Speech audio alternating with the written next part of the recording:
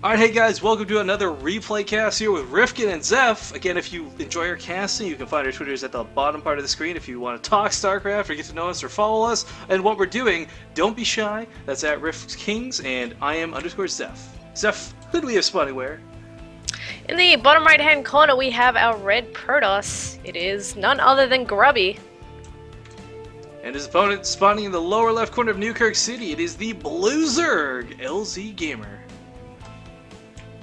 Grubby paying a very nice compliment here in chat, saying he's much prettier than Idra. I've never actually seen LzGaMeR.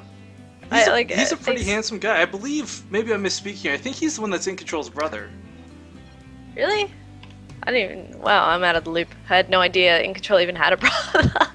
I think he's the right one. There's someone on EG. Well, I guess LzGaMeR is no longer on EG, but someone was related to In Control, so I could be thinking of the wrong person, but whatever. Really cool thing to point out here, though, is like the fact that these guys do have some friendly banter. They've obviously played against each other before in the past, and there's no ill will carrying over to this game. It's just another good day of StarCraft. Yeah, a nice friendly match between friends. Now, Probe Scout coming into LzGaMeR's base. I mean, this isn't anything non-typical in a PvZ. Do a bit of harass. Grubby's not the type of person, though, I've seen recently going for the pylon blocks or anything like that. So, I mean, this is probably just for scouting. He's doing a little bit of mineral harass. It's a little annoying, but, I mean, LzGaMeR just pokes him away from the minerals at the end. Yeah, some Protoss do prefer to just run around with their probe as long as possible, and then just keep it for scouting rather than pylon blocking and sending it home or whatever their choice is. And it seems like Grubby is taking that route as he's pathing in a, what is that, like a, if you look at the rally, it's like a hexagon or a pentagon or something like that. Yeah, it's like a really ugly hexagon is what it is. Yeah. Now, Grubby has gone not only for a Forge, but Nexus first before Forge. And the reason you can get away with doing something like that on this map is look how big this is. I mean, this is a massive path you have to take to get from one side of the map to the other. There's no shortcuts, there's no, like, teleporter beams. Yeah, definitely. And it's interesting that he's chosen to go for the Forge Fast Expand instead of the one gate that we saw in the last game, so he's already switching it up. Yeah, this is, I mean, it's more typical Heart of the Swarm, or sorry, Wings of Liberty style play, but I mean, safe rather than sorry doesn't change much when you're going from one expansion to the other. Yeah, that's for sure. Well, we'll see what he comes out with here once his base is set up and his wall and all that stuff too, because last game he went for the Oracle play, he went for Stargate. Do you think he would go for Stargate again on this map, or he would do something different? I don't know, this is a big map, and you get this huge air, like, hallway. Sky Toss in general is really strong. It's not out of the question for him to go it. We'll have to kind of wait and see what his gases tell us though. Now this Overlord above the cannon, I mean, on one hand it confirms the Nexus is there, but will it get away, Zeph? Oh, it's gonna be close. It just won't. 3 health, no, it explodes. Now this does block LzGaMeR temporarily, but I mean, he had another Overlord on the way. This will, of course, force him to make another Overlord, but it doesn't offset his next round of drones by that much. Yeah, it's just a little bit of an annoyance, bit of a hiccup in the macro, but it's okay because there's nothing scary going on at the moment. And the Link does actually find the probe of Grubby, which is scanning around, but and he chooses to leave it alone. Yeah. Interestingly enough. I guess gonna check for some pylons or something to be up and running. But okay, so 3 base, 3 early hatcheries versus Forge Fast Expand. Is this Heart of the Swarm? I don't actually know anymore.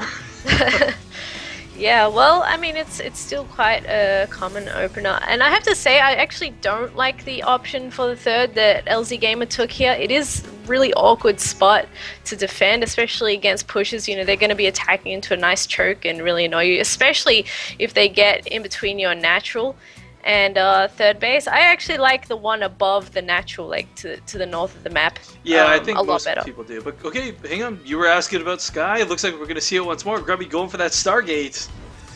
Now, I would really like for him, like, if he's going to go Oracles again, last time I have to say, I don't know if it's just because of the timing or the usage of them, but they were quite effectively useless last time these two played one another. So I'm hoping he'll be able to get something more productive out of them, or alternatively go for something more like Phoenixes. Yeah, that's a very, very common thing that I've been seeing in ZvP lately. The other thing is, last time he went double Stargate Oracle. What? Hold the phone, we got a Void Ray coming out. What the what? Well, Void Rays are pretty darn good, especially if you get a few of them. I can see them being good, but the thing is, their awesome charge-up ability, it's only really effective against armored. You've got queens, which are psionic, drones, which are light. Unless there's roaches or something out early on, the Void Ray is not going to be the most effective thing, but I guess on the upside, you know, you don't have to worry about Graviton being management with Phoenixes, but okay, never mind, we got Phoenixes coming out after this, what? Okay, yeah, a bit of column A, bit of column B. I'm not sure what Grubby's going to go for with this. If I had to guess, I'd say it's probably going to be about 3 or 4 Phoenixes to back up this Void Ray. And I only say this because, I mean, it's... If you're going to go dedicated to air, it's only going to be because you do a lot of damage. Now, there's a little bit of a scuffle going on outside LzGaMeR's third base, but nice use of Time Warp helps the Mothership Core get away with 24 health. Will actually get away, though. Yeah, he needs to leave. That is a very, very softened up Mothership Core. He's going to be super careful with that now. But, I mean, he did manage to force a few lings. But not much else.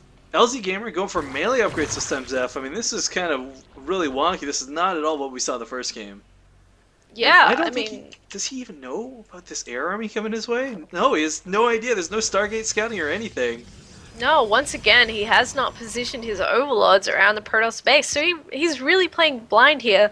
If you take a look at his vision, all he's seen is the Nexus and the wall begin. He hasn't actually seen anything until now, when these Phoenixes are starting to take down some of his overlords. Yeah, Spore Crawler's immediately going down in every single base, and the Void Ray, I mean, it's going to do some nice damage to these Spore Crawlers, but the problem is it's still one Void Ray. True, but the Queen is lifted and the Void Ray is charged up, and taking that out, that Queen is not going to be seeing another day. Spellcrawler does finish, but I mean, Grubby now has quite a bit of control with this small air force. I like this too, because we see the follow-up of this, the Robotech. You know, I mean, if you're going to go air like this will probably try and bait your opponent to either going Mutalisks, which is a terrible idea versus Phoenixes, or Hydralisks, in order to deal with it. And if he goes Hydralisk, this time he'll have the Colossus ready, whereas last time these two played, Grubby was a little late on that Colossus. Yeah, definitely a more Wings of Liberty-esque play. Really common to see Phoenix and then have the Protoss transition into Colossus, just like you said. So he's got the Spire and Infestation Pit on the way, and that's going to be good for him, because if he does end up scouting Colossus coming as a follow-up, which it is, he will be able to make Corruptors in preparation for that. Well, Grubby actually getting some very effective use out of these Void Rays and the Phoenix, killing so many Overlords. Look how badly supply blocked LzGaMeR is right now. And I mean, the Spore Crawler is not even going to get a single kill. It gets everything low, but no kills. This really sucks for LzGaMeR. He's floating like a lot of money because he's constantly supply blocked. Whoa. This is really, really hurting his macro. During Locust coming out, are we going to actually get to see Swarm Host versus Protoss? I can say I haven't seen much of this, period, in Heart of the Swarm. So this is actually going to be pretty cool. Yeah, I sure hope we're going to see a fair few of them. I've actually seen some really interesting compositions that Zergs do with Mutacorruptor, Swarm Host being one of them that was actually somehow really, really effective. I'm actually really curious, I've never seen anyone try to do it, so can Phoenix's Graviton a Swarm Host out of the ground, or can they only grab it above ground?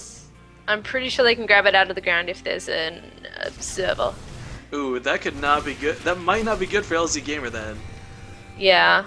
I mean, I might have just said something completely stupid and untrue, but I'm pretty sure I've seen it happen. You know what? That's the great thing about Heart of the Swarm still being new. We can still make mistakes. It's not expected to know it just yet. But all right, so I mean, Grubby sees. All right, there's yet another hatchery. I'm surprised LzGaMER's not gone for this safer base yet. I mean, there's some creep there, so he just tried to get a hatchery there, but going for this, I don't know. This is risky. The Void Ray is going to get this. Well, that third base has been up and running for Grubby for a long time, and he can actually hit a nice little timing very soon, and it'll be in a position where LzGaMER has just kind of gotten his fourth up and wants to get it running, and all these Queens get picked up. But here's the thing, 9 Mutalisks are on the way. These Phoenixes cannot move right now. You need the mobility to deal with these Mutalisks. You can't sit there and take them head on. The strength in Phoenix is the fact that they outrange Mutalisks and can shoot while moving. So I mean, that was a little bit of an iffy trade there. But okay, so now he knows there's lots of Mutalisks on the field. What can Grubby do to this? In my opinion, he should continue to produce Phoenixes, as they're very, very good at dealing with Mutalisks. But alternatively, he might go for something like Storm Swaps or Archons or anything really to deal with them.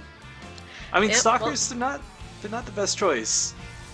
Yeah, they're not the best because they shoot quite slowly, but he is already going for that blink upgrade, which is going to be really, really important in granting him some mobility to be able to ward those off a little bit more easily. And he's also dumping a ton of cannons in his mineral lines to help himself out. But this is going to be a similar composition to the one I mentioned without Corruptors, though. But his Mutiling Swarm Host, he's got the first 4 on the way, so perhaps he can put Grubby under siege shortly. This will be really cool, actually. If Grubby doesn't have enough Colossus, the Locusts are just going to do tons of damage. As we saw earlier, Grubby with a little bit of a lazy control on these Phoenixes. I mean, the thing that's so weird to say is like 4 Phoenixes can take on the number of Mutalisks that are here, but only with the best and most perfect micro.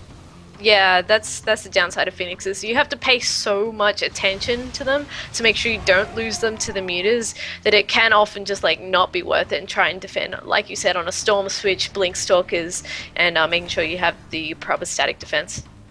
Yeah, I mean, Mutalisks, for those who don't know, I believe it's 1 range. I'm trying to find a Phoenix that I can confirm this with. I believe it's Mutalisks have 3 range, Phoenixes have 4. Where are the other Phoenixes currently on the map? Did they all get picked off? No, there's 8 of them hiding. Oh, 5 range. 5 range to 3, okay. Yeah. Making me go a little crazy now. Grubby's army is actually incredibly vulnerable right now to any sort of air attack. Even these Locusts are doing a ton of damage before being finally cleaned up. Alright. There we go, Phoenixes have arrived. Guardian Shield now, of course, does help affect air, so I mean, oh, it's going to be so important he has these Guardian Shields running. I would like to point out that there is no observer with this army, I don't think. There was an observer on the field.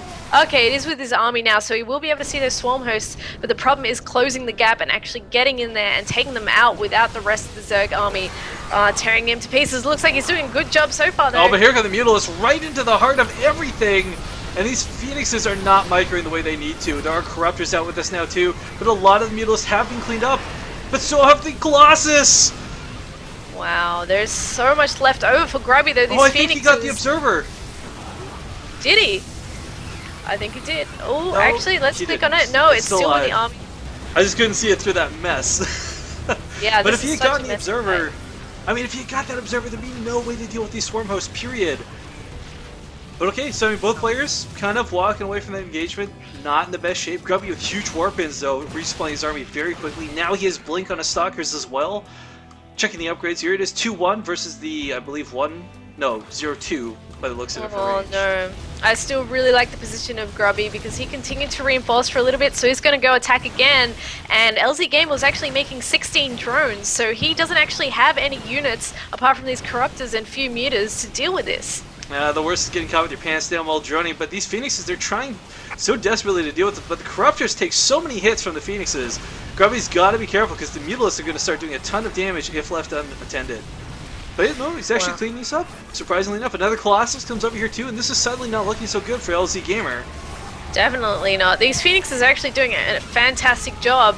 They're keeping the Colossus alive, which funnily enough does end up dying to Lynx, but there's a ton of Zealots to meet those Lynx afterwards. Only 3 Swarm Hosts available, and that's kind of what's just barely keeping him in this, but he's still struggling. I mean, LzGaMER's got so many workers still mining, but the problem is his main's going to mine out soon. So, I mean, he's going to lose this base, and for now, it's not a big deal. But 5 minutes from now, when these minerals run out, it's going to be critical he reestablishes another base. Yeah, well, he's cool with the 4th right now, but he's actually on equal bases with the Protoss. Grubby's bases have not been touched this entire game. There's 17 workers killed for Grubby, on the other hand. Rarely, if ever, do you want to be the Zerg caught in a purely defensive position. You're not going to win the game from defending. You can't tear and turtle it up, as it were. Now, these Zerglings trying to run by the army. If he gets enough of these through, we might finally see some damage happen to Grubby's bases. Yep. Maybe. He's got some Zealots waiting for him, though, so they can delay the 2 cannons coming up just in time. It looks like those Lynx aren't going to be able to do anything here, but he is running him around a little bit. There's nothing defending here. Okay, there we go. There's some beautiful last-second warp-ins here from Grubby. Keep his natural save. And the thing is, he got the Templar Archives up while this is going on, so he could swap to Archons to deal with the Mutalisks, get some Storms out if he wants to. But LzGaMER continuing with that Swarm Host production. And this is really cool. I like this, because, I mean, if he can snipe that Observer, it's going to be very difficult. But if he can snipe off the Observer, like, say, forget the Phoenixes, forget the Colossus, if he picks off that Observer, these Swarm Hosts, they can't be dealt with, period. Yeah, well, there actually isn't an Observer out on the field right now. So you're right, Grubby does actually have to be really careful here. I didn't see it get picked off there, but yeah, without that Observer, I mean, Sure, Grubby can fight the air. Grubby can take on most of this army head on, but he can't fight what he can't see. This is kind of like reverse Dark Templar. And I think he realizes this as he's trying to get out another observer very quickly. Well. Oh, down goes the third base. Prudence and Locust. Lots of free units. Yeah, that's... I mean, Swarm Hosts are only good if you have an army to support them with. There's no use throwing out free units that get sizzled by Colossus in an instant. There's Archons in there to add some extra damage to that too now. And I mean, Grubby's maxed out and LzGaMER's 30 supply now, and he's still trying to get bases back up, and this is really, really tough. Yeah, I mean, Swarm Host, as you said, you need support for them. You can't rely solely on Swarm Host to win you this game. And LzGaMER, he's got a lot of Mutalisks banked up. He doesn't want to go in with them just yet. But I mean, 18 on the field, if he can clean up some of these Archons with the Swarm Hosts, then he can go in with these Mutalisks, and he'll do a ton of damage. But losing another base here is LzGaMER, and this is not looking good, Zeph. Yeah, you're right. The Mutas seem to be the ace up his sleeve. He's trying to mass them, but Mutas, again, they're not the greatest defensive tool, and that's what LzGaMER's been forced to do this entire game, defend. And now we do have finally the counterattack coming. Yeah, they're not a great defensive tool. They're a good offensive tool, though, and here we go. Sure, there's a lot of cannons, but there's so many Mutalisks and Zerglings here. Oh, down go the Phoenix as they go into a meat grinder just there. The overcharge on the Nexus doing a little bit of damage as Grubby turns his entire army around, blinks under the Mutas. Yeah, Grubby coming home a little too late. He still saves his Nexus though, and unfortunately for LzGaMER, he needed to cause that damage. Yeah, he actually lost way too much for what he actually got out of there. The Lings are coming in again to try and finish it off, but they're all going into the time bubble! Area. Some beautiful time bubbles and blink there do keep this Nexus alive for just a little bit longer, Zev. And I don't know, Grubby's got to be feeling really good. He's been in control for like this entire game. Yeah, the flow of the game has been entirely up to him. And once again, you know, 7 workers have been killed this entire game by LzGaMER. We're 22 for Grubby. He's still really struggling to get anything done. Tons of Swarm Hosts out, but isn't enough to actually be able to take out this unit. A beautiful spread with those Swarm Hosts, though. Mutalisks really want to get in here, but I mean, the Archons are such a threat. They can't clump up at all. That splash damage is just too much. It certainly is, but again, no observer. Doesn't make a difference, though. LzGaMER forced to GG.